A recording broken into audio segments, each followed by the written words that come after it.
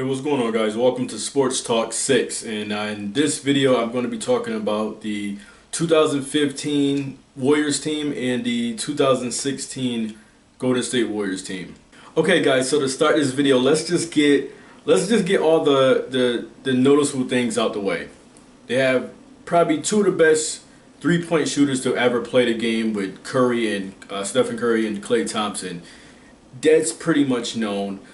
Let's just get that out the way. We know how great they are with the three-point ball, but let's just talk about some of the other things. In 2015, this team won the West. They were the best team in the league, but they won the West by a pretty good size margin. Then they went on to win. They went on to win it all. They went on to win the finals against the Cleveland Cavaliers. And then in 2016, they're on the verge of winning a second ring back-to-back. So in 2016, they posted the best season by any NBA team in history.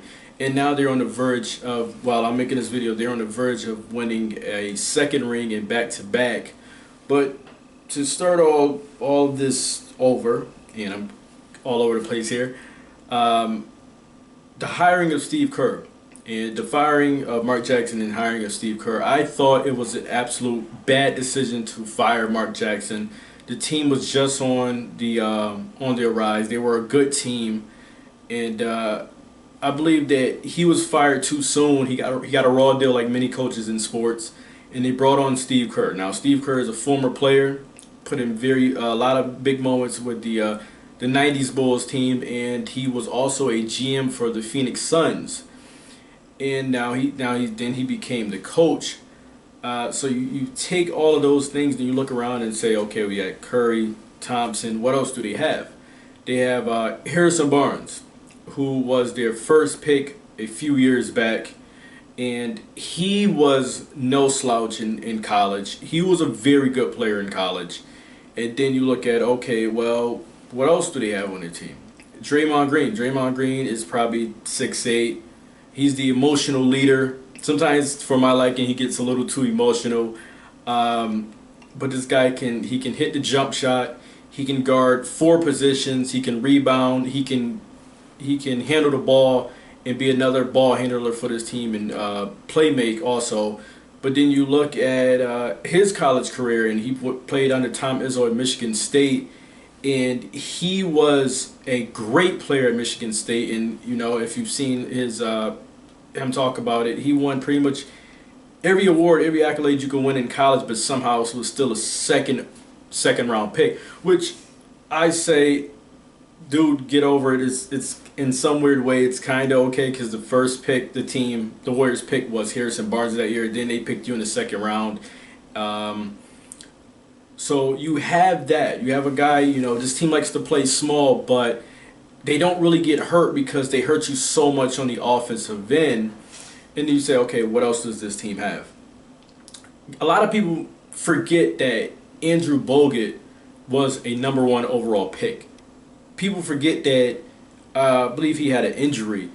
He was a face of a franchise for the Milwaukee Bucks, and he had a lot on his shoulders.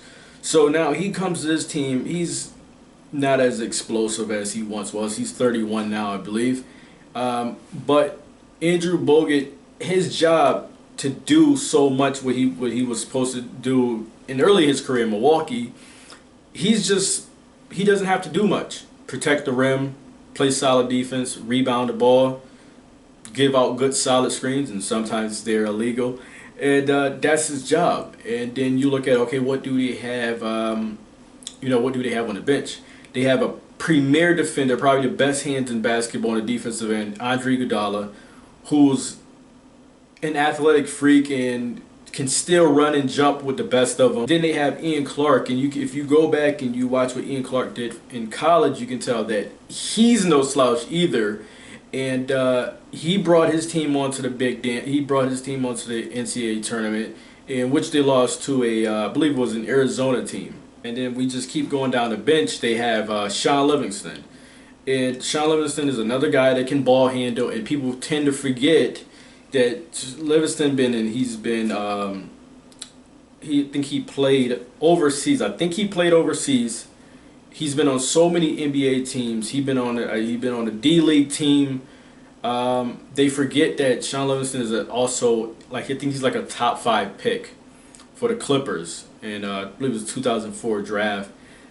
People forget that he was also, when you're a one of those early picks, you're a face of a franchise, and he got injured and things like that, and he came back, and he's able to get on his team, and all his job is to do is just get into the paint, rise up over smaller guards, and ball handle.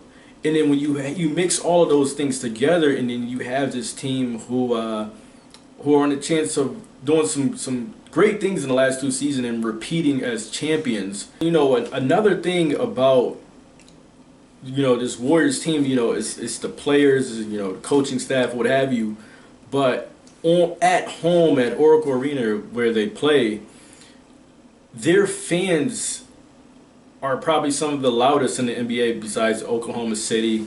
I'm not sure where I would go. Probably Portland. Just those teams, you know, Seattle. I wish Seattle would get a team. That city deserves an NBA franchise. No matter if this team was an 8 seed knocking off the Mavericks, that was a 1 seed.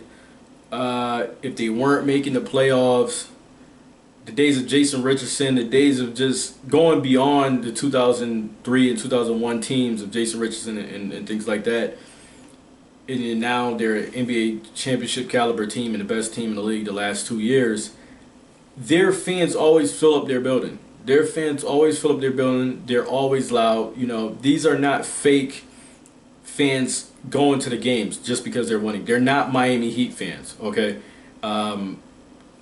No offense to any Miami Heat fans, but that's just the honest part about, you know, Miami and just the Miami Heat fans. They're really not. That's not a basketball city. You know, guys, with this team here, no lead is safe. No lead is safe. They have arguably they probably have the best 3-point shooter ever, and then probably you can probably say Klay's a top 8 3-point shooter ever in NBA history. No lead is safe. Now you look at it, and you know Kevin Durant made some comments about Stephen Curry not being able to guard other point guards, other great point guards. But when you have a team that's built like this, it's great to not have your best offensive weapon have to guard the best offensive player on the defensive end. He doesn't need to do that. He has other players on that team that can guard the better perimeter point guard or perimeter guard, and then he can just do his thing on the offensive end. And then you have criticism, you know, by casual fans that sit there and say, well, Klay doesn't get any assists. When you're on this team with Stephen Curry and you're on a team with Draymond Green, that ball handle, Klay Thompson's only job is to score and play defense. The same thing for Bogut. Bogut's job is not to do anything on offense but to give out solid screens. He just has to play good defense, protect the rim, and rebound. It's the same thing for Harrison Barnes. He's not asked to do anything crazy on the offensive end.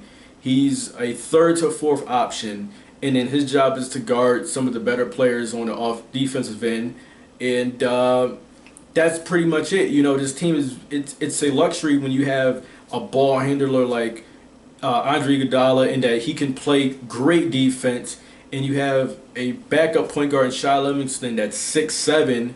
He's pretty much taller than any other point guard, and he can ball handle. You just have you really don't have, you just have a bunch of guys that just ball players, and no one has a job to do so much. Stephen Curry, he doesn't have a job to do so much. Yeah, he does light it up, and he'll go for 50, and he averaged 30 in the 2016 season. But if he's not rolling, it's always Klay there. As we've seen in the 2016 playoffs, Curry gets injured. These guys, it's no problem for them. Despite that, they played Houston, and that's an awful team. Watch my 5 reasons I can't stand James Harden. I have that video. It's one of my older videos. But this team they play great defense. On offense, everyone moves. There's motion. There's ball movement. There's weak side stuff happening. No one's stagnant, and it's just a great team. It's been very fun to watch this team the last 2 seasons. There you have it, guys. My thoughts about this the 2015 Golden State Warriors and the 2016 Golden State Warriors. They're on the verge of trying to make some very, very, very big history, which capping off the best regular season followed by a NBA championship. Guys, check out the other sports talk videos. I think this is number 6 now. I said they're all in the playlist. All the other NBA videos. Like these videos, dislike these videos, share these videos with other sports fans, your friends. Do what you got to do. I'm out.